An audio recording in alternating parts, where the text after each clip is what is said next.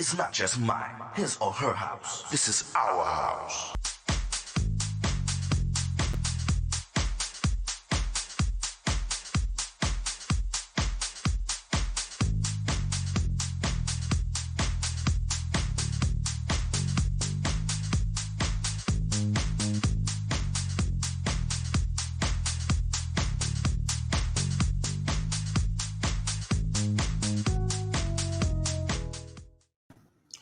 Hello, everyone. My name is Tyrone Lowe. This is my show, The Legends. And in the House of the Legends, I have somebody that's been around for a very long time. And in case you missed it, he did a part one.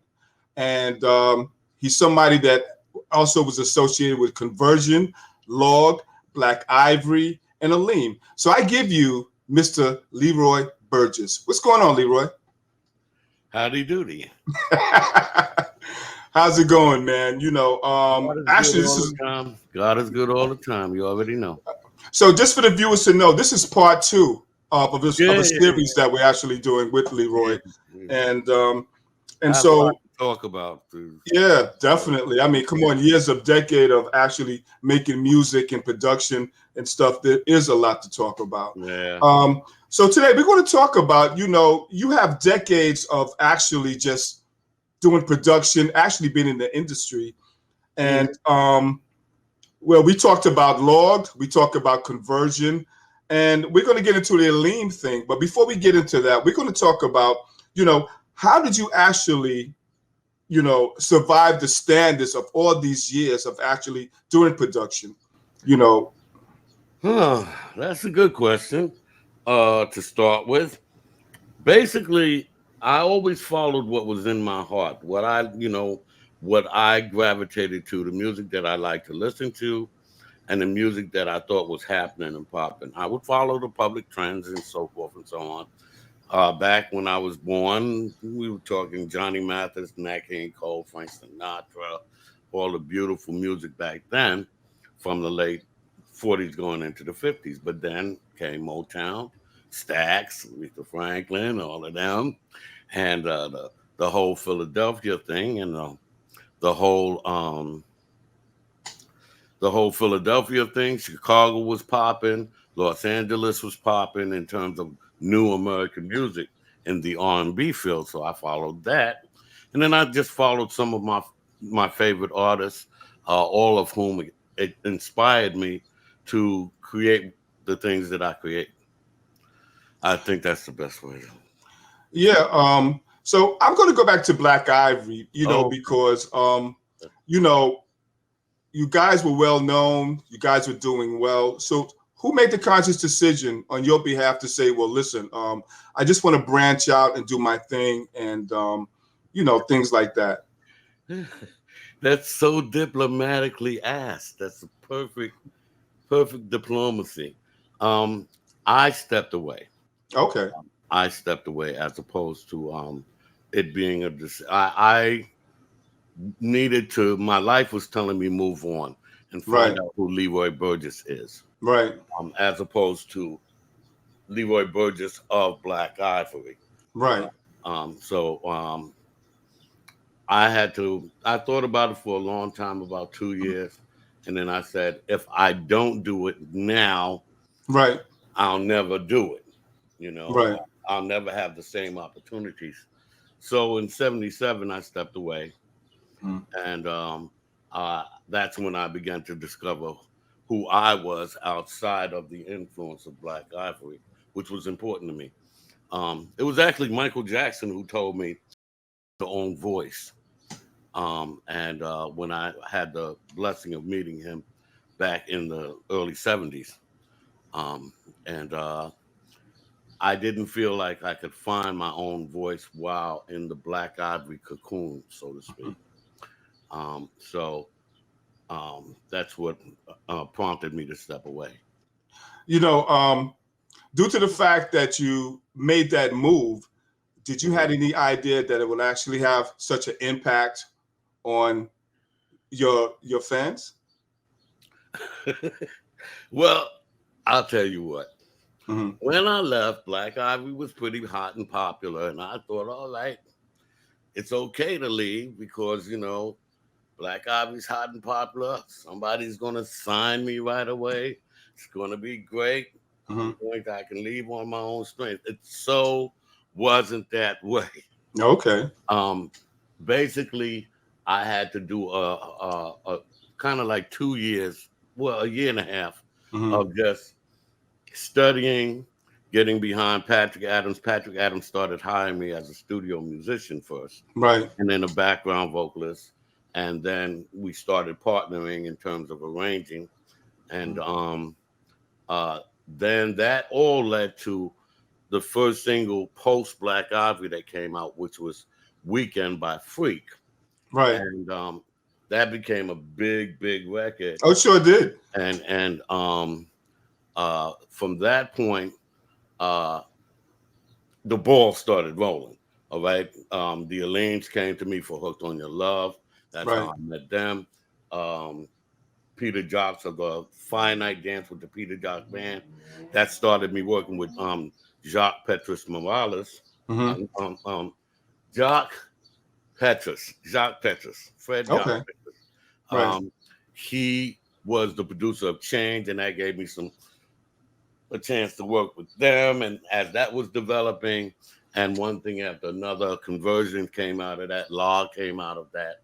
And this is all me finding myself. And, the reason why I didn't have, I used the name of groups as opposed to my own name was mostly because I wanted to support the team. Right. As opposed to it being all about me. But the decision to walk away from my brothers who I love, Stuart and Russell, I love them dearly. So it was very hard for me, but it was something I knew that I had to do. If you can get that. Yeah, I get that. I mean, sometimes we have to go through sacrificial changes in life to actually to go forward and hope somewhere along the line that it becomes successful. Did you at any point really thought that you really had it in you as far as, doing your thing? I had doubts. I mean, just like anything else, you walk away from a very successful situation, right? And you don't walk right into success, right? That whole period that it doesn't happen, you're going to have doubts, right? Right. So, yes, indeed, I was like, wonder if this is going to happen, but I had faith in God, right? And I had faith in where He was leading me.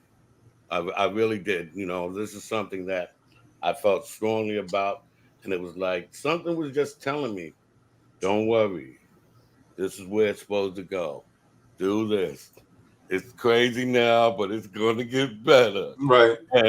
And I just followed that, and that led me to one, finding out who I am, right? The Leroy Burgess or the Leroy Jackson Burgess that joined Black Ivory in the first place, and everything else that I've been. And when I returned to Black Ivory in 1995, I was more me. If you can kind of get that, you matured some in a sense, right? I matured and right, and I'd established who I was outside of the influence of Black Ivory. right. So that's what I brought back to the table. When you hit the UK, you sort of exploded. Let the viewers tell the viewers about that, because you are huge in the UK. It's crazy. The UK kind of happened and kind of slipped up on me. Okay. You know what I'm saying? I wasn't aware that it was happening, that when Conversion came out, it was a big record over there. But I didn't know because I'm not over there, right? But it's gigantic over there. And then Law came out, and they were like, "Oh my God, they were just about to do." I'm oblivious to any of this happening. Right.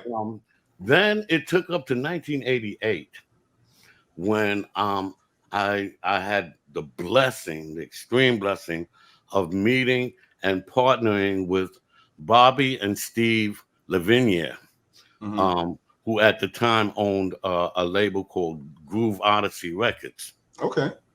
Actually, Groove Odyssey is what it's called now. It was Zoo Experience Records then. And they wanted me to just remake some of the stuff that I had done, do a male version of Fat Rat, so forth and so on. Long story short, right. I made those records along with a new artist that I'm premiering this month, Tyrone Williams, and they flew us over there to do a little tour. Because by that time over there, Leroy Burgess was this guy. And right. Like I said, again, I had no idea that any of this was going on. But when I get there, and I took Tyrone Williams with me, when we get there, all of these crowds and all of these people, and the DJs start talking to me about the influence that I had on them. Right. And I was like, this is so, what? Right. You know, there's a part of me that's kind of like, what? And the audiences came out. Every show was sold out. This is 1988. Right. And from that point, I became keenly aware that London was the people of London and of the UK in general were really, really big supporters of my work. Okay. So that's how that happened. I mean, okay. So Leroy, we're going to take a little break, and we're going to take you into his archives of some of the tracks that we have actually experienced with him. We'll be right back. Okay. We'll be right back. It's not just mine, his or her house. This is our house. Don't turn around. You ain't really down. Playing the games you do. Someday, everything will be alright. Real and different people make the world go round. And it's all because of you, my dreams are coming true. That erases my rainy day. Right now, I don't care who's watching. For whatever the reason there might be. With your love by my side, the world will be mine. You're the one for me. Yeah.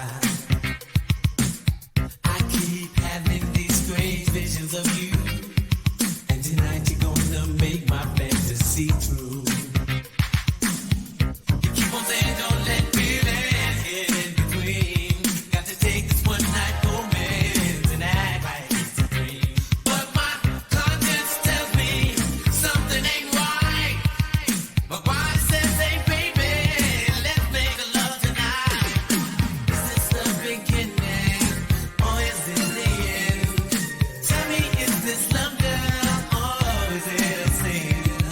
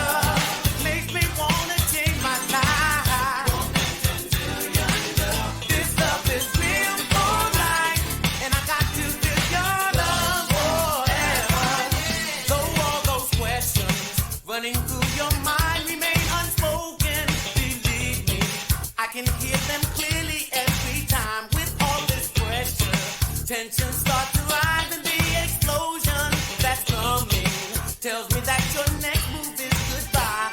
I'll do my best till all the best is over now. They got to all chill out. I'll bet. Hey, we are back. My name is Tyrone Lowe. This is my show, The Legends, and we're back with Leroy Burgess. Hey, Leroy. How'd you do? Let's talk about how. Well, let me just say something. Okay. I was in the Paradise Garage one night, and for some reason, Larry decided to play "Release Yourself." Okay. Blew me away. You know. So, let's talk about how they actually formed. You know, how you guys got together and to formulate the group. Aleem. We lived in the same building. What? Okay. 143rd Street, 200 West 143rd Street in Harlem on 7th Avenue. The Allen family lived there in 17M. My family lived there in 11M. And during the years that I was doing Black Ivory from, say, 1968 all the way through 77, the Aleems were actually, Tahaka and Tunde Wa Aleem, the twins, they were actually working with Jimi Hendrix as his background vocal. Oh, wow. Okay. Right? And so both of our careers were in these two different places. However, as God would have it, time moves along, and around 1978, when I put out Weekends by Freak and a couple of other records, Friday Night Dance, the Aleems came downstairs from their apartment, and so they could just walk from the 17th floor to 11th, right? And knocked on my door and said, "Hey, Leroy, we have a project for you. We like your arrangements and stuff like that. Could you arrange a song called Hooked on Your Love for us?" Right. And I said, "Sure, fine, that'd be great." They had a full orchestra, strings, horns, full rhythm section, so forth and so on. Luther Vandross and them came in to sing the background vocals. And initially, Tahaka sang the lead vocal on it initially, but he was unhappy with his performance. And, just while I was in the studio just watching, they said, "Would you try this out?" And I said, sure. Right. Sure. I ended up singing the lead. They liked it. They loved it. And then Hooked on Your Love, the first Aleem / Burgess single came out. Right. After that, that became a big hit. Larry Levan rocked it in Paradise Garage all the time. All the DJs were playing it. Yes. So that led to the second single, Get Down Friday Night, which then led to the pair of songs, Release Yourself and Get Loose. Right. Release Yourself took the world by storm. I mean, it was. Let me ask you a question. Have you been ever in a club and they put on Release Yourself and you see the crowd reaction to that? It happened the last time when they were dedicating the street downtown to the Larry Levan. Right. Right. And Russell and I went down there, and it was hosted by Red Bull, so I know all the people there. Right. And we got in, and they was playing great music from back in the Larry Levan days, and then they threw on Release Yourself. And they probably went crazy. The crowd went out of its mind, and we're talking about a block's worth of people in the street, right, going crazy, right? And so yeah, I've seen the reaction. I still play that as of today, because it's definitely a crowd pleaser.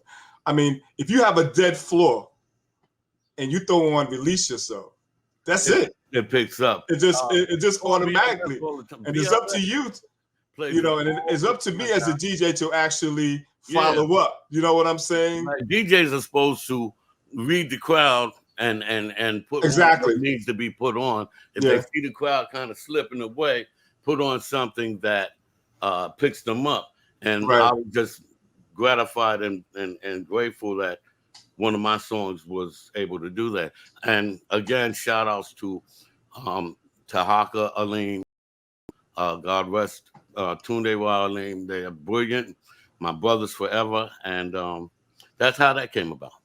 You know, what I really like about the whole segment is, you know, even though that you went forward, you know, still being close with Stewart and Russell, you know, and that's a very good thing. You know, when I had you guys, we remained friends, right?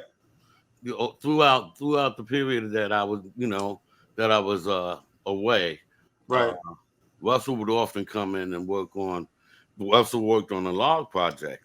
Right. Yeah, he's one of the background vocalists on that project. Right. And, I'm always available with Stewart to work, you know, and we support each other. Right. That never stopped. That never. You know, and I noticed that from the time I had you guys in my TV studio. You know, we was clowning around and having fun, and I just love the chemistry. You know.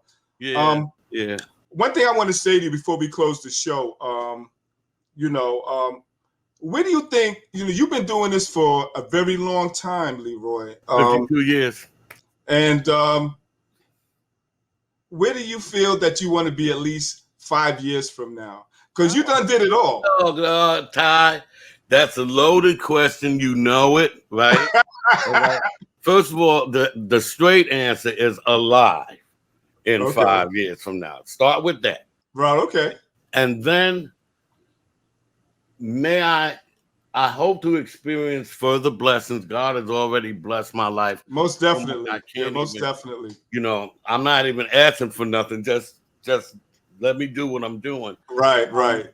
I would like to see my record company, which I just started a few years ago, Burgess Entertainment Recordings, Pros International. It's a long name, but that's the name of the company. So right.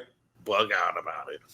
But this year we're going aggressively in terms of releasing what we're going to be releasing over the summer and in the coming years. We're getting going at it. And so I would like to see that well received and come to fruition. I hope that we're providing music that people would want to hear and that lifts their spirits. And like I said, I want to see as much as God wants me to see.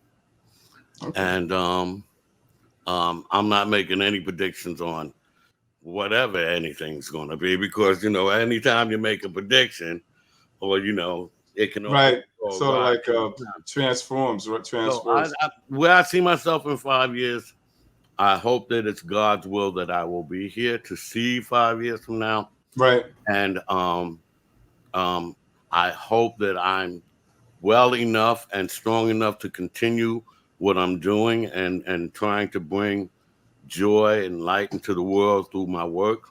And that's it. I keep it simple.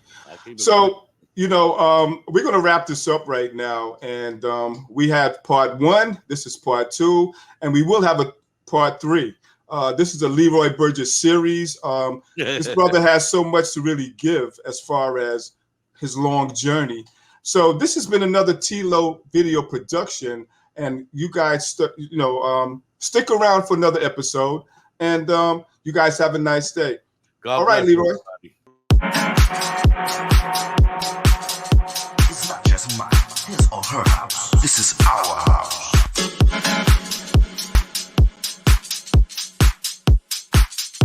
We got some fun people in the house tonight.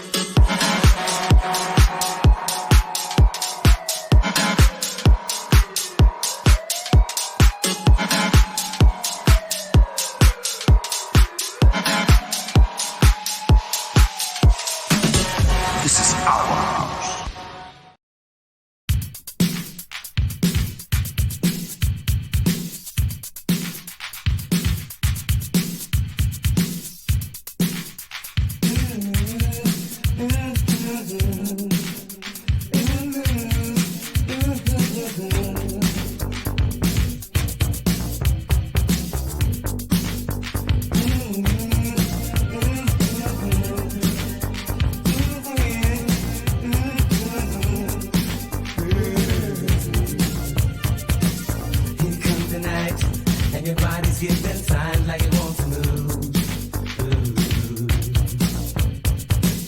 The time is right. We can dance throughout the evening in the groove. Now I've got something that you really need to know. Hesitating surely only makes you slow. Come on, girl, let me take you through my fantasy show. Step into my life, I'm gonna take you to the top of the world. Take you to the top of the world. It's out of sight from the madness and it's only for you, girl. Just relax now while I show you what to do. It comes easy with my body next to you. Take your time, wherever is our destination tonight.